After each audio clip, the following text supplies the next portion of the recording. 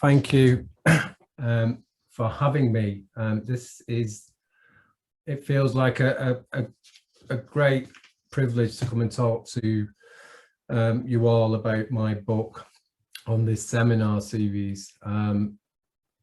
Yeah, it's always weird hearing my introduction. It almost feels like it doesn't belong to me, but it is mine, and it is part, and it's this book. It's part of a long journey to get here.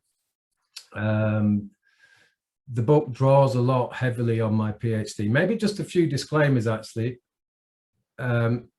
Firstly, if you spot any typos in my slides, that's because my brilliant wife, who throughout most of my academic life proofreads all, I'm massively dyslexic, and my wife proofreads everything I do, and she's amazing.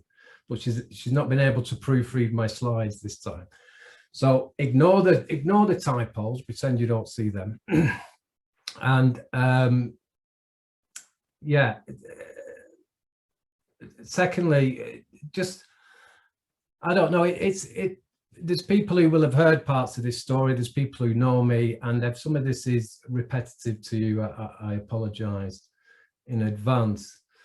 I just feeling a bit, it's strange. I would have liked to have been there to talk about my book with you all. Anybody who ever listens, whenever I talk to people or from Scotland, I always say my mum was from Glasgow. I've never visited Scotland, but my mum was from Glasgow. She grew up there. You know, she's one of them people that, you know, are now being spoke about. She had children forcibly removed from her as a young mother. She faced all kinds of abuse through the church and nuns and particular types of men. And she never got to see me. Very shortly after I come out of prison, actually, she passed away with lung cancer. But and it links to this book in some ways, because my mum and I, you know, this book is about a journey, and it looks at men who have similar journeys to me.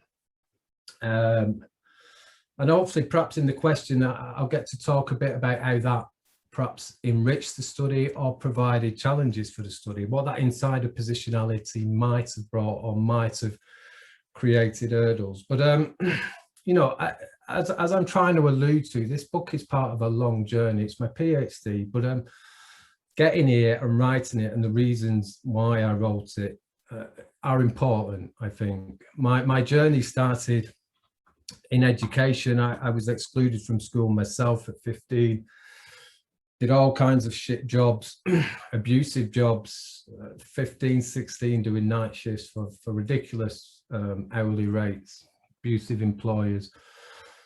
You know, and I got disillusioned very quickly with that. And, you know, I ended up getting involved in criminal cultures on the estate, and I ended up in and out of police stations, taking vehicles, just the stuff that, you know, a lot of people I grew up with did. It seemed very normal. That progressed. I spent a lot of the 90s in and out of prison. And it was my last sentence in 99. I met this amazing teacher. I talk about her all the time, Maggie. She wasn't a sanctioned college teacher. She was a volunteer, actually, who would come in and would do education in a way. I'd never opt for education because A, I didn't have people sending me money into prison, and B, it didn't pay as well as working. But Maggie, Maggie did these educational things, and it was just inspirational. She would let us focus on things that had relevance to our lives, and that's where I picked up my educational journey at the last years of my last sentence. I was released in 99 and started an access course. And these were the times where there was a huge debate around masculinities. There was much more kind of a crisis in masculinities. Brilliant feminist scholarship was all kind of in the social sciences. I was being introduced to some of this scholarship, and it resonated. A lot of it resonated with my experience around masculinities in education, around masculinities in employment, around there was all kinds of things that allowed me to understand my experiences. So I kind of run with this in many ways, and this is what's come at the back end of it, I suppose, this book, Male Failed Jail. But I suppose in these experiences, as I was involved in education, I started working with men from similar backgrounds to me, men with similar kind of challenges to me. And I suppose it was from these experiences combined with this kind of exposure to these kind of debates and scholarship, I kind of understood from my own experiences that how it was doing masculinity across impoverished spaces that led incrementally to more extreme exclusion. And for us, and for some of the men I've looked at, becoming more costly. These marginalised identities were becoming more and more costly from, I'll go on to talk a little bit more about the literature. But I think what a lot of criminologists will agree on is that gender and age is a single best predictor of criminal behaviour. Boys and men are responsible for most crime,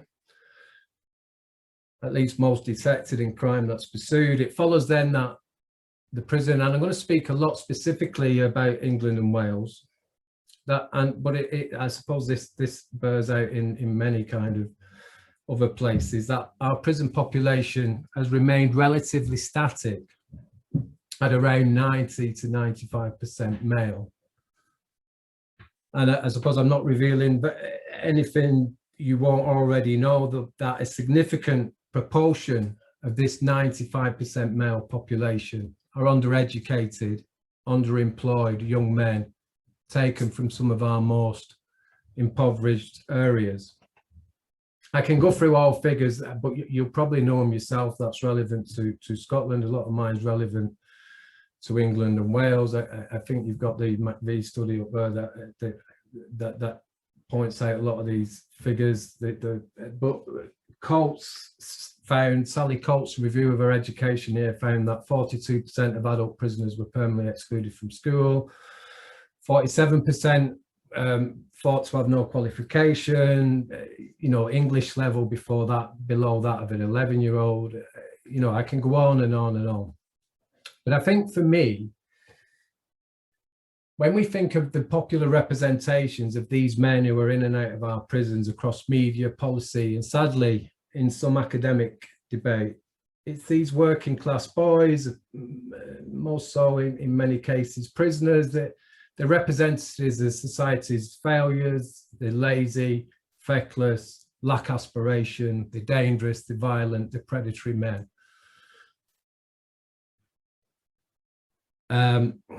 They've just given me a reminder there not to forget to screen share my slides, but luckily I've not got to my slides yet. But let me try and sort that out. Sorry.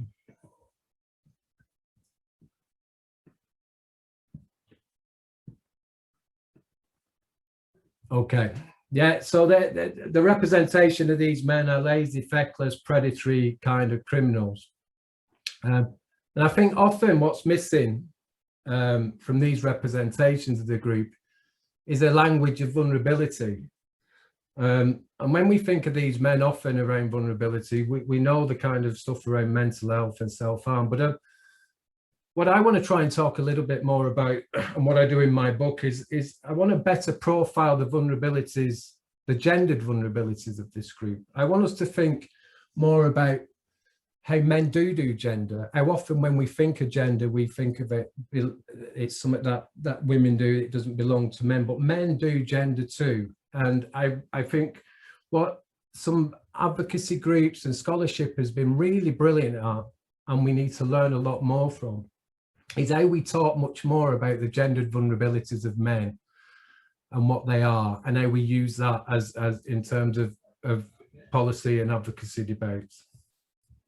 And that's what I tried to do in my book. And what I wanted to do, as Beth said in the introduction, is I wanted to look at the interrelations between how we represent masculinity, how place and schooling and employment and imprisonment, how men navigate these extreme spaces and try and be men or boys within them.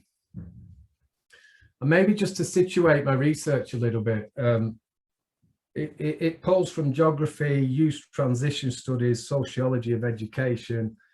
It adds to critical studies of men, that's largely influenced through the work of Rowan Connell and James Messerschmitt's concept of hegemonic masculinity.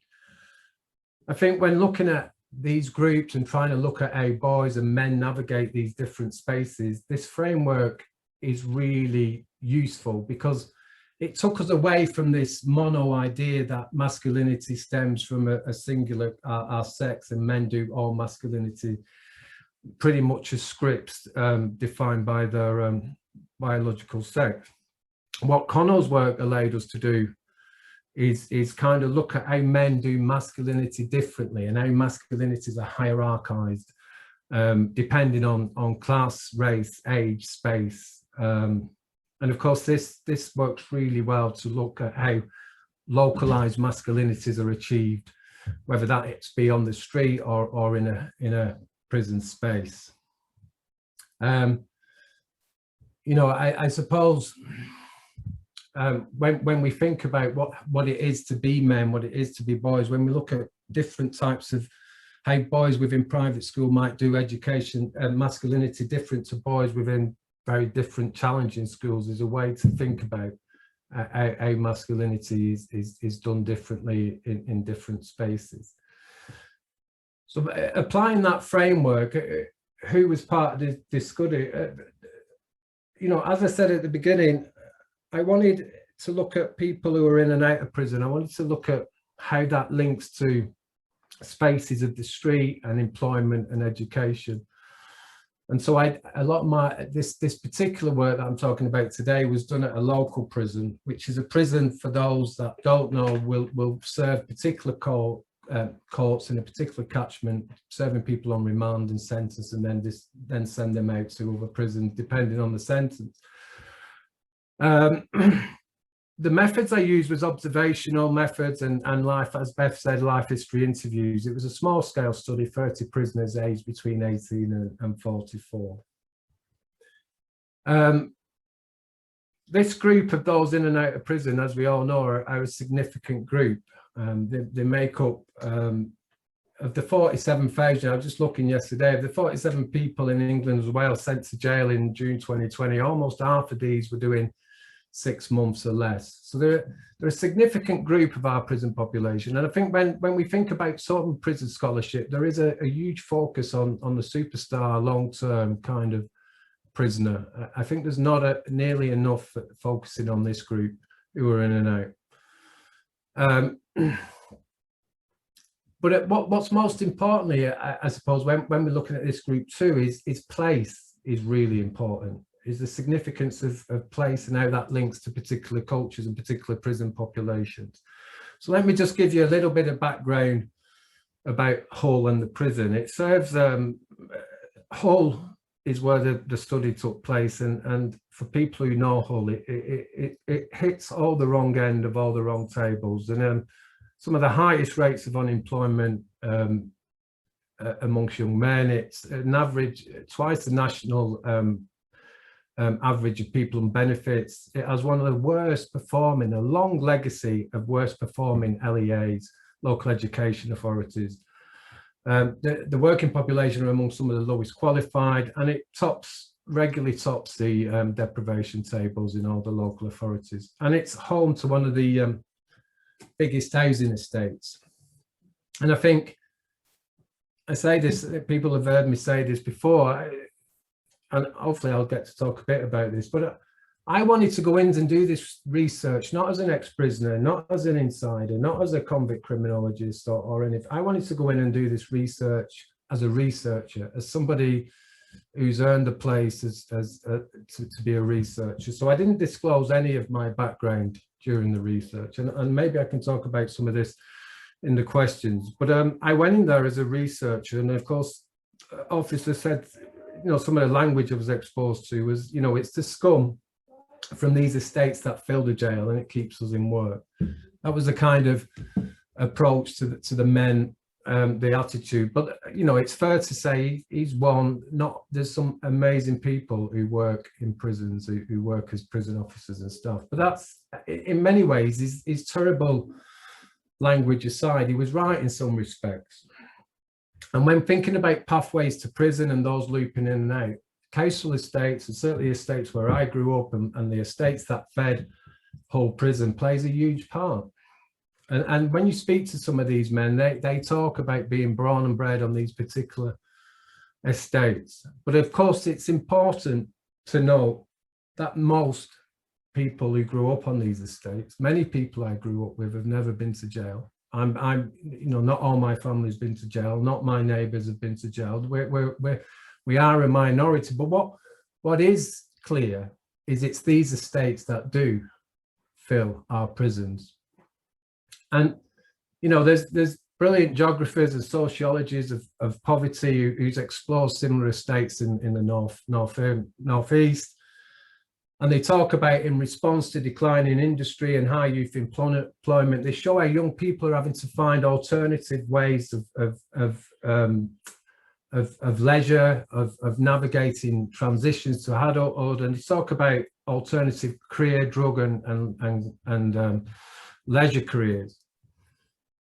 But it struck me, and some of the men I've worked with, and certainly the men of this study, this is McDonald's and Anoop Nayak's work, and the Teesside School, some of you will be familiar with. But it struck me that the men who featured in my study seem to be right on the extreme end of some of those that feature in some of this poverty work. And when you talk to them about the streets and how, you know, how they navigate these impoverished spaces of the estate, you know, there's a code that many of us will be familiar with. There's no informing or grassing. In fact, talking to no kind of official body. They talked about huge status was gained through defending the area from people from other boroughs or people from other estates. These were all mechanisms in which identity was forged and navigated. There's this narrative about protecting the vulnerable on the estate and not taking from your own. And of course, an ability and a propensity to be able to turn to violence at the slightest kind of disrespect or slight. Interestingly, the extent this code is followed is another discussion, and it would be an interesting piece of work. But these are the ideals that people try and shape their identity and configure their masculinities on the street. But a lot of the men I talked about being on these streets with these codes from very, very early age. And I think I'm going to try and move my slide. I just want to kind of, I think Yui kind of captures at the age of 10, being took home in a police car, and my mum and dad would go mad. I'd make up with my mum and dad, and then I'd get took home again, and I'd be out the next day. I think, you know, Hugh's experiences wasn't different than many of the men I spoke to. From a very early age, these kind of masculinities under these codes of the street was navigated from very, very early age. And I think another significant experience, I suppose, spending so much time on the street away from adult gaze and supervision meant coming to the attention of the local authority. And almost a third of the men of this study had been taken into care or ordered into care. And again, I won't be telling people anything different here about the overrepresentation of care leavers in our prison system. Again, a quick look at the figures yesterday. I think we're very close to Scotland there. It's about a third of women, 38%, and a quarter of men have reported being in care from our in our prison system. But none of this group was what was interesting about this group is they wasn't taken into care as toddlers or babies, but rather they was put in or ordered into care just before secondary school, and many of them would internalize the language and describe themselves as being out of control or off the rails, or you know, just slighting, you know, my mum couldn't control me, I was uncontrollable. What was interesting when trying to look at how masculinities was navigated across the Kerr system is there was a lot of masculine capital to be had. The respondents talked about lacking that kind of emotional investment, that emotional connection with them. There was free to kind of, you know, sexual conquest, drinking, being out, kind of, it felt like they all shared and pursued the same kind of masculine resources with similar groups. And of course we know about how over policed and kind of easy it is to criminalize this group. But what struck me talking to these respondents is just how emotionally, although it might have felt liberating or pulling people, but far from pulling people back in from the rails, it was emotionally costly. And I think David kind of captures this. It's still I've read this quote a number of times and it still kind of captures me and kind of hits me quite hard. You know, I didn't give a fuck about what they thought they could do to me. So I started getting violent and they put me in a special kids home for the day. I was done for assaults on numerous occasions. But this end line, I felt betrayed a lot. I did not know what was happening. I felt unloved. I felt unloved. That was it. That's what was going through my head at the time. This was the kid, David, that was, and his experience, sadly, was not that different from many of his other peers. So when we think about how masculinities are navigated over the Kerr system, one of the biggest arenas for doing masculinity is schooling and education, and how schools are an arena for configuring early masculinities. I think most will hear about every when the tables come out every year, we hear how bad boys are faring in comparison to girls. We know about failing boys. We know girls are outperforming boys. We know that. I certainly have seen it over here when you look at your seminars and your lectures around boys massively underrepresented in higher education. And this links into some of the crisis discourse, but having navigated and been to places like Oxford and other places, I can tell you that it's not all boys who are being excluded or not navigating these educational spaces. It's boys from particular backgrounds who are a significant concern. And I think when we think about the official line on who these boys are, it's a poverty of expectation, a poverty of aspiration. Those from low income families lack the aspiration or the expectations to kind of get their kids through education. I mean, it's difficult to kind of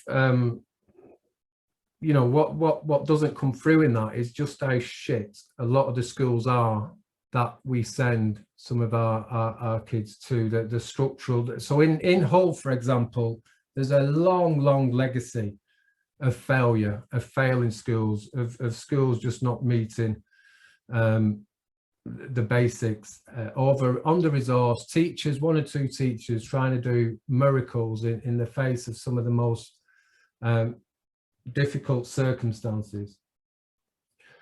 And we know there's a rich interdisciplinary body of work that looks at masculinities in schools. But I think what's interesting to think about here is how a lot of these boys talked about, a lot of these boys importing already heavily protest masculinity into under-resourced schools.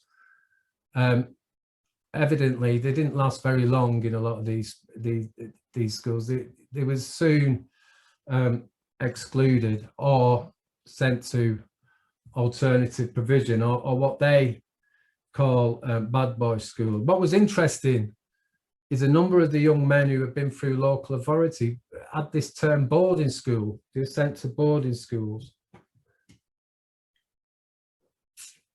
think these boarding schools were different than the ones that might conjure up the privilege type of boarding schools. There were schools where boys with all similar kind of masculine capital and similar kind of masculine identities would all be put in the same place.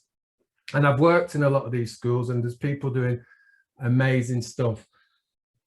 But a lot of the curriculum was based on resources to engage rather than educate.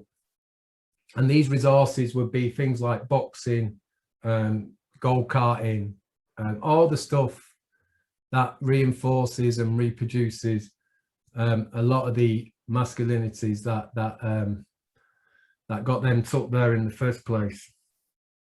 And for me, I think what was troubling is after you come from these schools and you go back, and again citing McDonald's, Rob McDonald's work, is when you're back on the estate, you haven't got that level of resource for your go-karting, or you know, there's no community centres, or the stuff that these kids was learnt to channel their energies into wasn't available once back on the estate.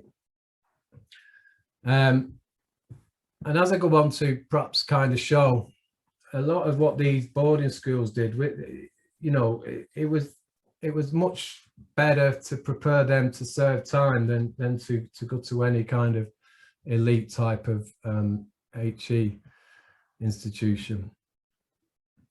So when actually kind of summing up the educational attainment of this 30 group, only 6 completed their formal schooling. 3 claimed to have what they described as low or okay GCSE results. And the others talked of multiple exclusions to the extent where a lot of them just kind of turned their back on school at around 14 or 15. But whether expelled or in some form of compulsory education, something that disrupted their schooling years was prison. Nearly all had received their first prison term as kids, as children. Almost half had done a sentence by 15, 2/3 by 18. All except 3 had experienced prison by the time they got to 21. What's interesting about this group is they haven't been sent to prison for horrendous, serious kind of crimes. There've been a lot of their early crimes was buzz-related offences, taking cars, kind of snatching, shoplifting, kind of motorbikes, kind of riding while disqualified, all the kind of you know, that just accumulated. I think, but when you talk to them about their first prison experience, it's one of the most significant memories they have. That before actually reaching the jail, there was such a potent fear of hitting the landing, about what might happen when you get to jail. And interestingly, when I talked to them about where their fear came from, it was about they'd known people on the estate who'd been to jail. People come out of jail and big up all these narratives about what it's like. There's all these kind of, remember that in and of itself, doing your jail, getting past post jail, is in and of itself a performance of a particular type of identity. But what a lot of them talk about when they hit the YP jail, as young adults, a lot of them was on wings in adult jails. It wasn't as kind of, because you've got to remember there's a generational divide across all of them. But of course, we know about how masculinities are tested from the minute you come in to the jail. How the minute you hit the landing, you might know somebody, you might not, but there's tests that you have to pass. And other people, I think, you know, Kate has wrote about this, Kate Gooch, is about, what's interesting for me is about knowing how to respond to them tests. Simple everyday pressures where your masculinity, the way you do being a boy, a young man, is heavily scrutinized by your peers, from as simple as queuing up for a bit of dinner. If somebody in front of you gets a bit more mashed potato than you, then that can be taken as an insult that you have to confront within that space as a means of self-preservation. But it's about knowing how you respond to these. And part of my argument in the book is that these kids had got to prison. They was in the same spaces with the same men who did navigate similar streets with, similar curve spaces to, similar alternative provision to. They hit them spaces knowing full well how to navigate, how to do the right kind of response. What size are your trainers? My size or the size of your fucking mouth? That's the way it's got to be. That's how you've got to know, despite. And I talk about masculinity as a performance because I know how difficult it is to come out of your pad in the morning and kind of shrug your shoulders and walk that landing and hope to God nobody calls you out, or hope you just do enough to kind of deter any kind of sign of weakness or vulnerability. And it's about growing up in all them male spaces, knowing how to respond to that. But of course, if you remember, these kids, there was 14, 15 and 16-year-old, and Dean, again, there's lots of quotes from these men. I've shared them before, but they're just as powerful every time I read them. And I don't know if you know what bullwhipping is, but I don't know if you can imagine being in this tiny space with someone giant standing over you in the early hours of the morning with a wet towel just whipping you and laughing in the face, and how you might respond to that. And I suppose, as we'll see later, Dean's response to that was to try and ask the staff to get him a move. And of course, that was the wrong thing possibly to do, because it got back to the kid that he'd asked to be moved from. And so Dean's identity or status was kind of marked, was kind of stained.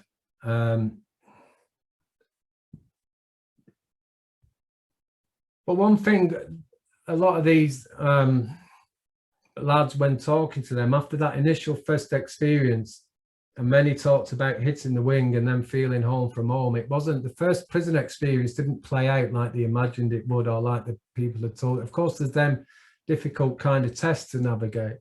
But many of these kids was in and out. You ask them, they'd done over 20 sentences, some of them, and they'd look up from it being this most significant experience. They would look up and count on their fingers how many times they'd been in and out of jail. And the formative years, I think, you know, if some of you here think about, you know, what you was doing on your 16th, on your 18th, you know, you're finishing college or your A levels, or you're kind of doing this, you're going out celebrating, all these significant youth to adult transitions was marked behind the door on landings for these young men. The most formative years, where we learn to be men, where we grow, where we learn a trade or a career or education, these was all spent on the landing, navigating institutional based markers. So when we're out celebrating, being able to see, to go out for a legal pint or to vote or whatever, these guys would celebrate 18 by being allowed a little bit extra on the canteen, or being allowed extra clothing or extra visits or something like that. So imagine, you know, growing up, all these markers, your transitions into adulthood. What was interesting was one of the most significant markers was becoming a con, was the relief that came with being an adult prisoner. And they all talked about initial fear, oh God, I'm going to be put in with rapists and this and that. But there was such a relief to all the men, because once you become a con, you don't have to live up to that scrutiny every day of being able to fend or I mean, there's still a lot of that goes on, but it's not as the ways of being a man are much different. It's not expressed in unnecessary violence. In fact, people who go out and kick off all the time or fight, I deem not being able to do the jail in many ways. But what I want to try and get onto, I don't know how much time I've got, I'm going to try and fly through this, but it's one of the most important. I think when we talk about, I've talked a lot about the hyper kind of masculine, the violent, the way of navigating these hyper masculine spaces. What I want to try and talk about, and again, we don't do it half enough in our when we look at masculinities in our prison scholarship on prison masculinities, is the vulnerable masculinities. How if you imagine in these spaces that I've tried to outline, where these young men have had to live under this constant scrutiny of being men from other boys and other men from that spaces, of course, flaws, weaknesses, kind of fractures begin to show. Trying to maintain that every time begin to show. And certainly in a prison space where you're looked upon all the time, for a third of these men, they failed in that. I think, as the brilliant late Tosh said, prison keeps men trapped in extreme hyper-masculine performances long after they can meet the criteria for this identity. And this was the case here. A third of these men couldn't maintain mainstream masculinities, and in the end sought some kind of protection from the prison and was put on a vulnerable prisoner wing for one reason or the other. And if we look here, one of the men here is the guy with the towel. His experience ended up being, he always felt vulnerable, that people had whispers about him being a bit of a wrong un, but then his experience was such that he had a parcel forcibly removed from him from a visit, and he'd just given up and had enough. But what was interesting is Brian's response here is almost like what Willis might call some partial penetration of knowing how ridiculous this prison masculine culture is. Why should I live amongst that? Forget what, if I can get out of it, if I can bail out of it, I've got the balls. I like the way he says I've got the balls, and most of them would do. So the VPU unit is where people are put on for their own protection, and it could be anybody who's convicted of a sex offence or somebody who's been in debt, and it's a much lesser brutal regime in many cases, because the population's a lot older and people don't want to compromise their position on there. But Brian felt like this was a regime that he actually took courage to go on, because once you go on there, you're completely emasculated. You're, even within the estate, if people know you've been on numbers or protection, you're completely, any kind of sense of respect or identity is completely withdrawn. But what unites a lot of these men, whether they've got esteemed masculinities or denigrated masculinities, is most of them had spent more time inside than out. And as one explained, it's, when we look at this population, one said, Dave, I've almost done life. I've almost done an outplay on an installment plan. And when you start talking to them about what that means, is all the significant life events they miss, even on these short kind of spells of prison.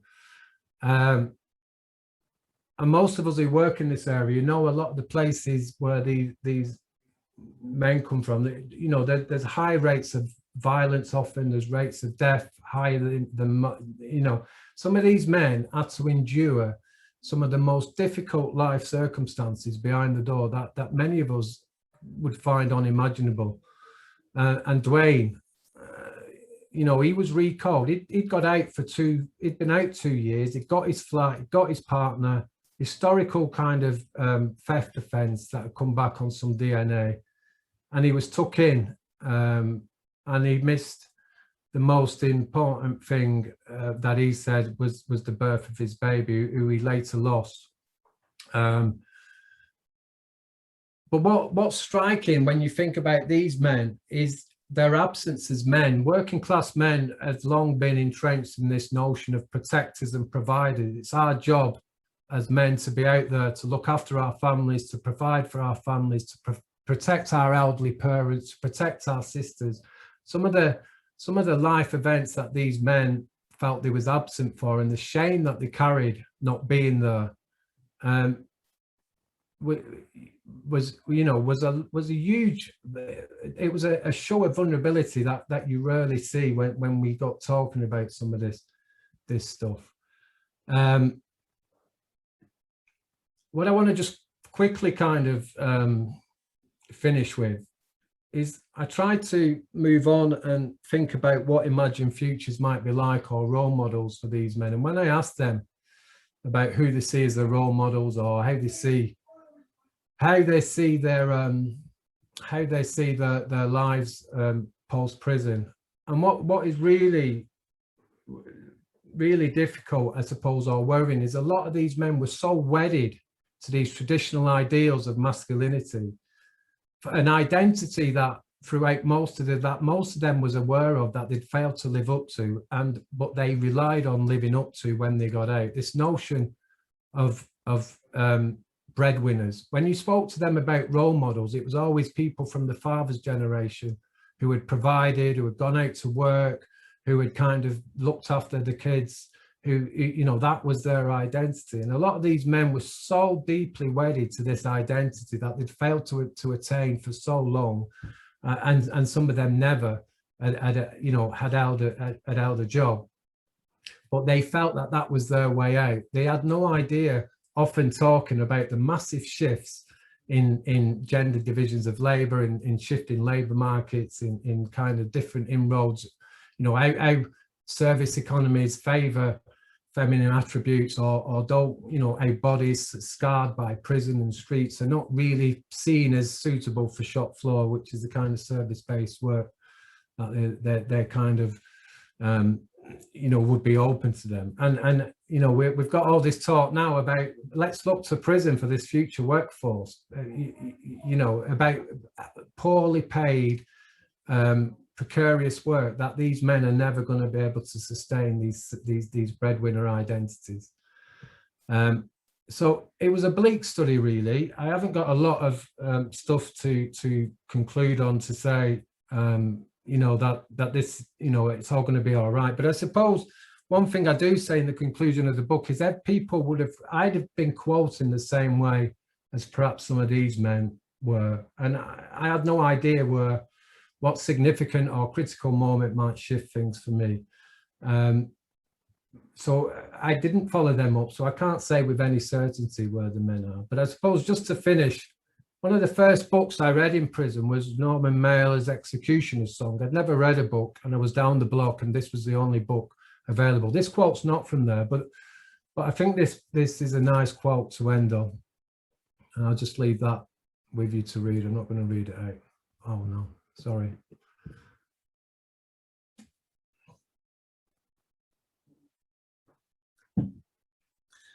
Thank you all.